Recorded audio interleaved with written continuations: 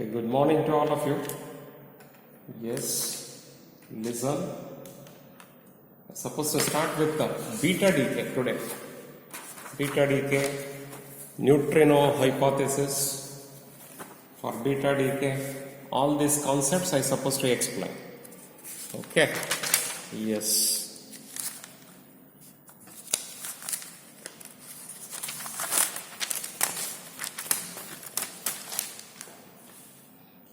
See here, next concept, beta decay.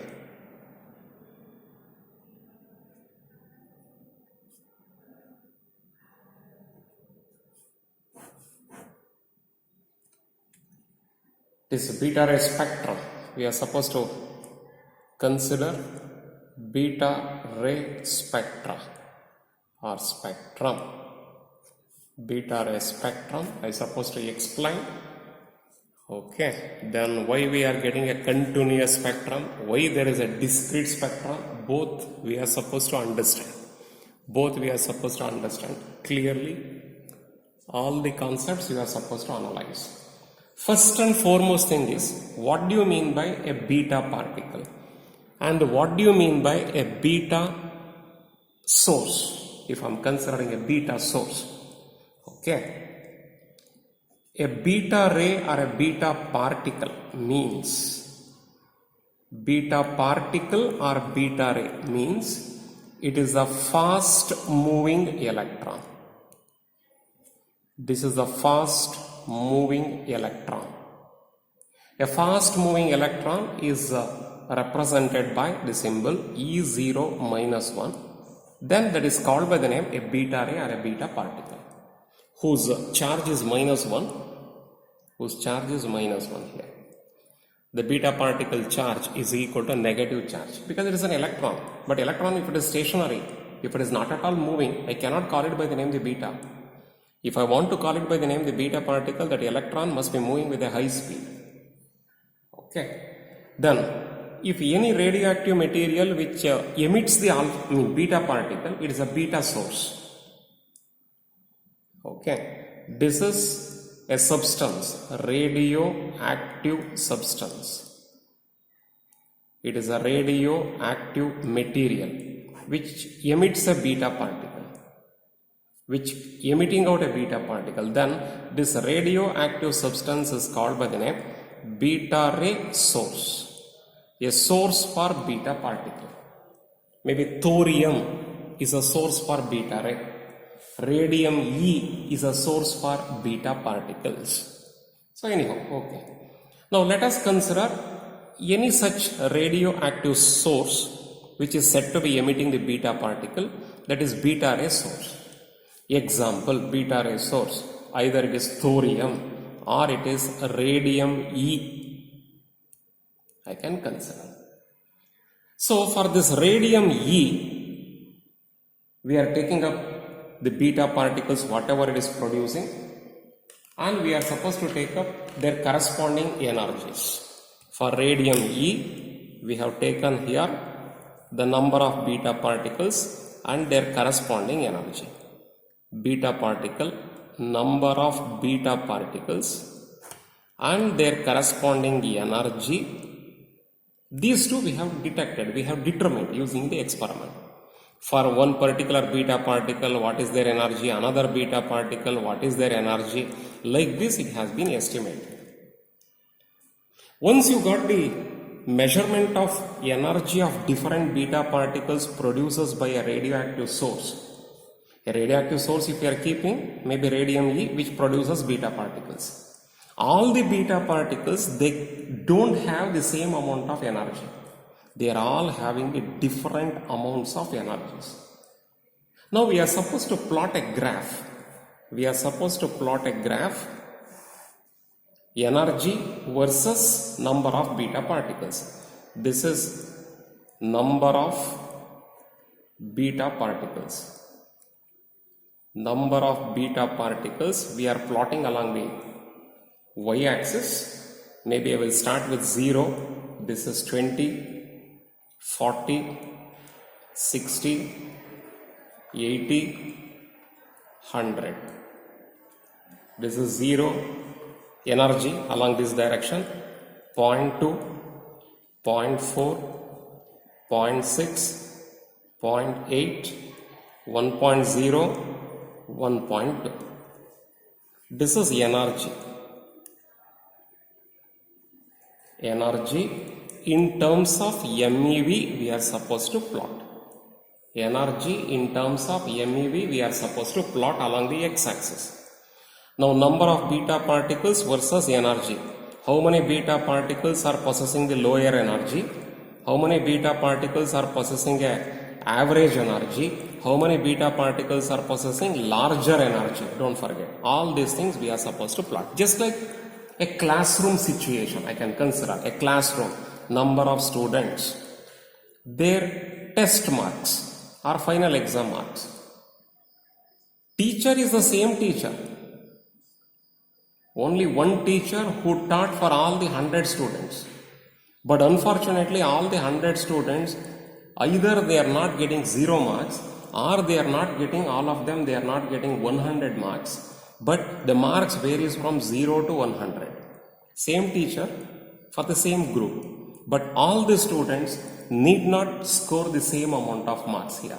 It varies from 0 to maximum. It varies from 0 to maximum. The different beta particles possessing different amounts of energies. If you are plotting that graph, you are going to get it like this. You are going to get like this. So in the beginning, I have written with a dotted line because we don't know the energy in the beginning because of experimental difficulties. We don't know this. Approximately, it has been extrapolated like this. Maybe it is present like this. Okay, then you are going to have a maximum energy here. Maximum number of particles, lesser average energy here. You will get like this. Then you will get, it is go on decreasing here, decreasing here, decreasing here. At 1.2, you are going to get it here. Okay, this is called by the name continuous spectrum. This is called by the name continuous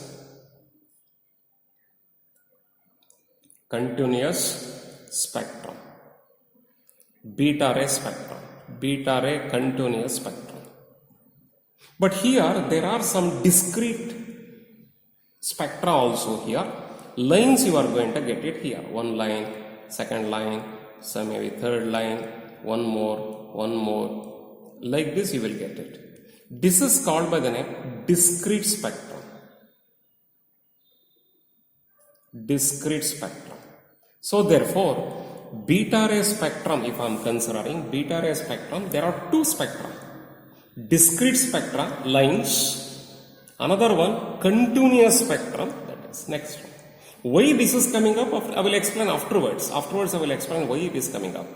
Now let us consider why this is coming out as a continuous spectrum.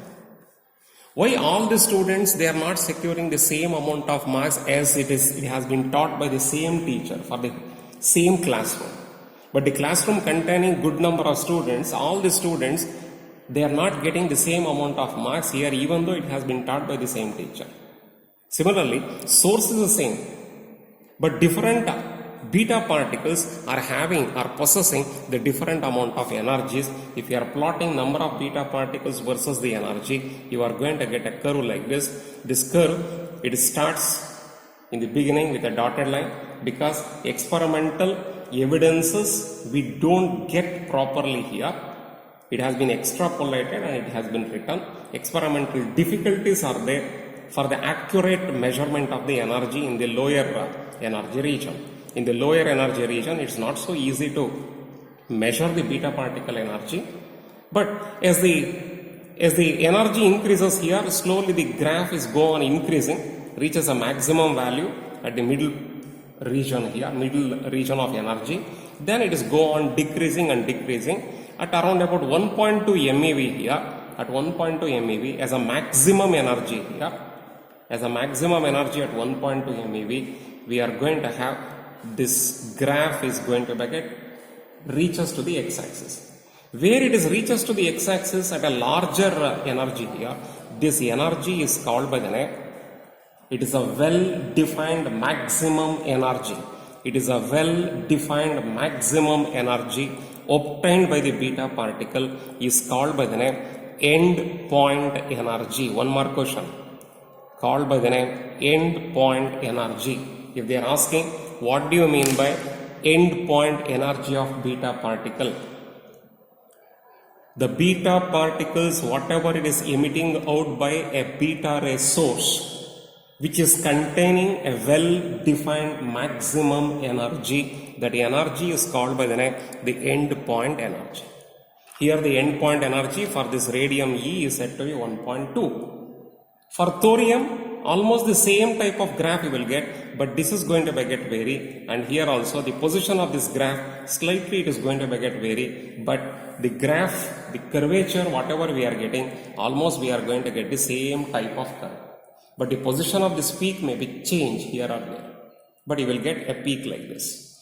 First it is go on increasing, reaches a maximum, then it is go on decreases to a well-defined maximum energy. It is going to get reached here. That maximum energy of the beta particle is called by the name end point energy. Okay, this is one particular concept. Now the question is, why we are getting the lines here, discrete spectrum, why we are getting a continuous spectrum? Because all the beta particles is coming out from the same source.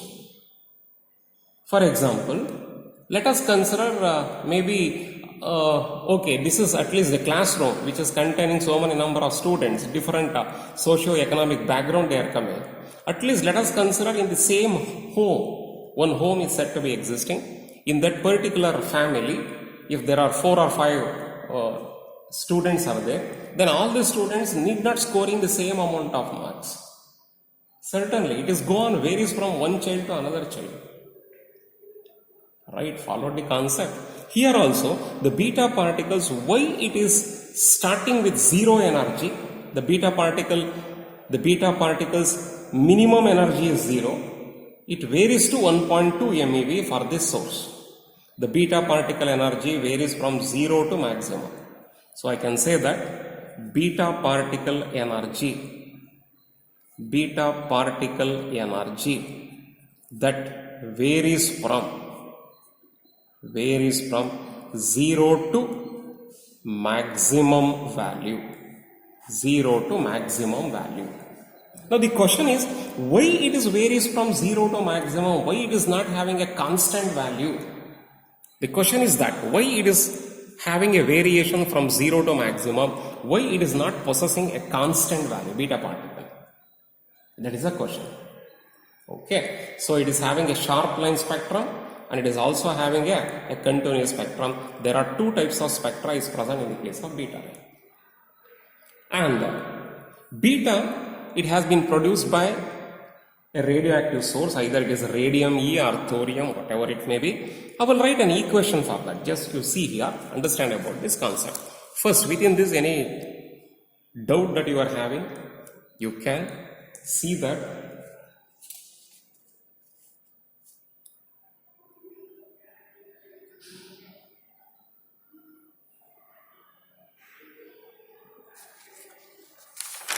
okay, yes. Now I will consider maybe a beta source. I will write it here. That beta source, maybe it is general equation. If I want to write a general equation, I can write X, A, Z is a nucleus, where Z is the atomic number, A is the atomic mass number, X is the element. A is the mass number, number of protons plus number of neutrons together is called by the name the nucleon number. Number of protons and number of neutrons together is called by the name the nucleon number, that is represented by atomic mass number. This is atomic number representing for number of protons. Now, if it is emitting a beta ray, a beta particle, if it is emitting out here, if a beta particle is emitting out, now a new atom is forming here, a new nucleus is forming here, whose mass number remains same, because beta means it is E0 minus 1. E0 minus 1. It is negative beta decay, of course. but atomic number it has been increases by 1. This is general equation. A particular reaction, if I am writing, which is existing one, I can show it like this now. Thorium-234 90. Thorium-234 90. Thorium-234 90, which emits a beta particle here. Which emits a beta particle. Beta means, I told you already, E0 minus 1. Electron. Once a beta particle is emitting out here, a new nucleus is forming here, whose mass number remains same. You can observe that mass number remains same here, but atomic number increases by 1. Atomic number increases by 1 because Z plus 1 minus 1 is Z. Therefore, atomic number increases by 1 here. 91 minus 1. 91 minus 1 is 90. This is proactinium. Right? Understood the concept? Now, Pauli, he said, you are aware of Pauli's exclusion principle, same person. Pauli, he says that the law of conservation of energy is not holds good, he said. As an example, let me consider as an example here. Let us consider this is having an energy is equal to 1 MeV or 1.2 MeV. As an example, I will write an example here. It is not exact one. Only for the sake of your understanding purpose that I am writing. This value of energy is 1.2 MeV. This energy is equal to 0.8 MeV. This energy is 1.2 MeV. This energy is 0.8 MeV. Then this energy must be equal to 0.4 MeV. Correct? 0.8 plus 0.4 is equal to 1.2. Is it clear? 1.2 is equal to 0.8 plus 0.4. This is called by the name the law of conservation of energy. Right. Next example. If it is equal to 1.2 MeV, this energy, if it is equal to 0 here, but this energy is 0.8 MeV only, now I can say 0.8 plus 0 is not equal to 1.2. Therefore, law of conservation of energy does not holds good here. Next one. If it is 1.2 MeV, this is constant, of course. Initial energy, constant. If it is equal to 0.8 MeV, this is also a constant. Daughter nucleus. Mother nucleus, daughter nucleus. This is outgoing particle. Mother nucleus, daughter nucleus, outgoing particle. Outgoing particle energy varies from 0 to maximum. Here it is 0. Maximum if I am writing, maybe 1.2 MeV if I am writing. Now you see that 1.2 plus 0.8. 2, but here it is 1.2. Again, law of conservation of energy does not hold good. I said law of conservation of energy does not hold good here. Number 1, law of conservation of energy does not hold good. Correct? Second one, number 2. The spin angular momentum for this one is equal to 1 by 2. Or 1 by 2 h divided by 2 pi. You write half enough. Half. The spin angular momentum for this proactinium is also equal to 1 by 2. The spin for beta particle, electron, that is also equal to 1.2. I mean 1 by 2. 1 by 2 plus 1 by 2 may be equal to 1 or may be equal to 0. But cannot be equal to half. 1 by 2 and 1 by 2. 1 by 2 and 1 by 2. Half plus half. Half spin angular momentum. Half spin angular momentum. Half plus half is not equal to half here. Therefore, I can say spin angular momentum is not holds good. Therefore, this reaction, whatever I have written here now, there is a mistake here. In this reaction is not properly written. This reaction, some mistake is there in this reaction. This reaction, there is some mistake. Something is missing out. What is missing out here? Because this particular equation or this equation or this equation could not be able to explain two phenomena. One is law of conservation of energy. Law of conservation of energy does not holds good. Number two, law of conservation of spin angular momentum. Law of conservation of spin angular momentum. Law of conservation of spin angular momentum, that is also not holds good here. So these two laws are not holds good in this reaction. In this reaction, there is law of conservation of energy does not holds good. Law of conservation of spin angular momentum does not holds good here. Therefore, this reaction, there is a mistake. Who said that one? Pauli, he said.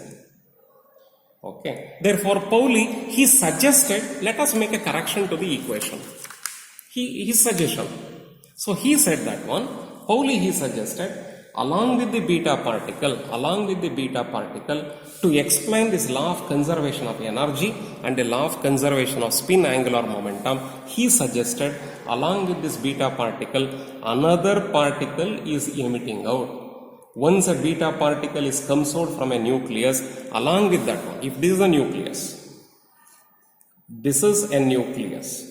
Okay. From this nucleus, once a beta particle is emits here, if a beta particle is emitted, along with this one more particle, another particle is also emitted here. One more particle is emitted, not the same beta particle, some other thing. He called that beta particle as neutrino. He said. Then other scientists, they asked, what do you mean by this neutrino? He said, neutrino is another particle which is existed inside the nucleus. Once the beta particle comes out of the nucleus, along with the beta particle, that neutrino particle is also coming out. Then what are the characteristics of neutrino? Carries 2 marks, so be careful. Understand about this. Okay, again I will show it. Whatever I have written so far. Neutrino, what do you mean by that? Okay, neutrino. Neutrino properties. Neutrino properties are characteristics, 2 marks. This carries 2 marks. Write the properties of neutrino. Write the neutrino characteristics. Neutrino, it is not having any mass. It do not carry any amount of mass. Photon is also do not carry the mass. Don't forget. Photon, Photon does not carry the mass. Neutrino also, it do not carry the mass. It is not having any amount of mass. Okay, it is having zero amount of mass. Massless body, it is zero rest mass. I can write zero rest mass. Rest mass of a neutrino is zero. Zero rest mass. It has no charge. It has no charge. But it is having a spin. It is having a spin. The spin is equal to 1 by 2. Exactly if you want to write 1 by 2 h divided by 2 pi. That is a spin of neutrino. But it is having energy. Neutrino is having energy. This energy varies from 0 to one particular maximum value. So a neutrino do not have the rest mass. It is having zero rest mass. It is not having any amount of charge, zero charge. But it is having a spin. The spin is equal to 1 by 2 h divided by 2 pi. It is having an energy. That energy varies from 0 to maximum value. This idea, it has been given by Pauli. Pauli's hypothesis. This is according to Pauli, I can say it is called by the name the Pauli hypothesis. So therefore, Pauli suggested that along with the beta particle, one more particle is also emitting out. That particle name is neutrino. Therefore, it is called by the name the Pauli's neutrino hypothesis. Pauli's neutrino hypothesis for beta decay. The neutrino do not carry the rest mass here, which is having a zero rest mass, which is having zero amount of charge, which is having a spin, which is having an energy. The spin of neutrino is equal to 1 by 2 h divided by 2 pi, but the energy varies from 0 to maximum or maximum to 0. Now he wants to write the previous, whatever the equation, I wrote it now. The previous equation, whatever I wrote it, this equation he wants to write. So how we are supposed to write? Okay, I will keep it like this and I will write. Just to see that. Okay, this equation if I want to write, x a z give rise to y a z plus 1 plus beta particle plus a neutrino. This is neutrino. Follow this. Similarly, we can write for this. Plus neutrino. Thorium 23490 give rise to proactinium 23491 plus beta 0 minus 1 of course plus 1 neutrino. This is the concept given by who? Given by Pauli. Now, law of conservation of energy is holds good. Law of conservation of spin angular momentum is holds good. How it is? You see that law of conservation of energy, if it is 1.2 MeV, this is 1.2 MeV as an example. If this is 1.2 MeV, I wrote that idea already. This is 0.8 MeV. This is 0.4, no problem. This is 0.8 MeV. This is 0.4. Now this energy is equal to 0. See that. Add all the three here. 0.8, 0.4 plus 0, 1.2. Next one, I wrote it 1.2, 0.8. 1.2, 0.8. This is 0. If it is equal to 0 here, this carries 0.4. Now we add it 0.4 plus 0 plus 0.8, 1.2. If it is 1.2, this is 0.8. If this is carrying 0.1 or 0.2, then the remaining amount it carries. Add these three, 0.2 plus 0.2 plus 0.8 is equal to 1.2. Therefore, the missing energy it has been carried by the neutrino. The beta particle carrying some energy. The remaining energy it has been carried by the neutrino. The sum of these two is equal to the missed energy here. The sum of all the three is equal to the initial energy. Therefore, law of conservation of energy is holds good here. In this reaction, law of conservation of energy, it is holds good. It is holds good. Now, spin angular momentum. This is half.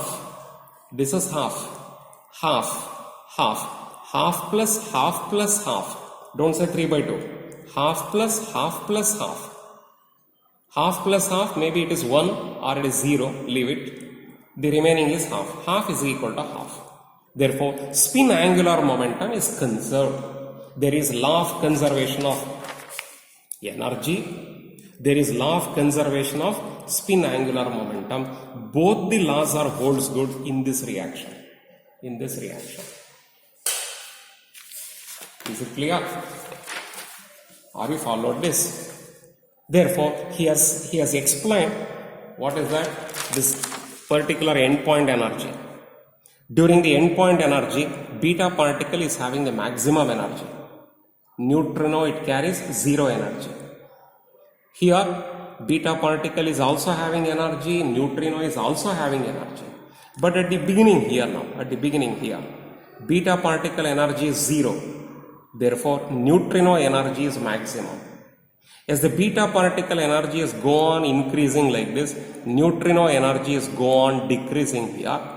Once it is reaches here, beta particle energy is maximum, whereas neutrino energy is equal to 0. So therefore, in this equation, law of conservation of energy, law of conservation of spin angular momentum, both are holds good. Both are holds good here. And still further idea, further concept, if I want to write, I can show it like this just to see that. Okay. Beta decay means what? There are two types of beta decay. Beta decay, there are two types are there. One is negative beta decay. Negative beta decay. The other one is positive beta decay. Right? Negative beta decay means it is E0 minus 1, electron. Positive beta decay means E0 plus 1, positron. This is electron, this is positron. If I am writing beta minus, that is E0 minus 1. This is electron. If I am writing beta plus, this is E0 plus 1. This is called by the name positron. Both are antiparticles to each other. Write antiparticle for electron, positron. Write antiparticle for positron, electron. Now equation, if I want to write here, I can write the equation like this. You see that. The question is, why one proton is going to get increases here? Once a beta particle is emitting out, why one proton number increases here? Atomic number, it has been increases by 1.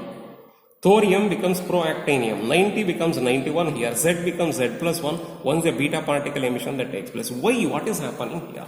The thing is, inside the nucleus, if this is a nucleus, inside this nucleus here, okay, a neutron converts in the form of a proton. And E0 minus 1 electron is liberated. With a neutrino also it is coming out. Here this is a nucleus. Inside this nucleus here, a proton converting in the form of a neutron, P11. Plus here you are going to get E0 plus 1 plus a neutrino. Sir, here also neutrino, here also neutrino. No. Here you are going to get an anti-neutrino along with the electron, beta, negative beta decay. Here it is a positive beta decay, positron. Along with that one, you are going to get a neutrino.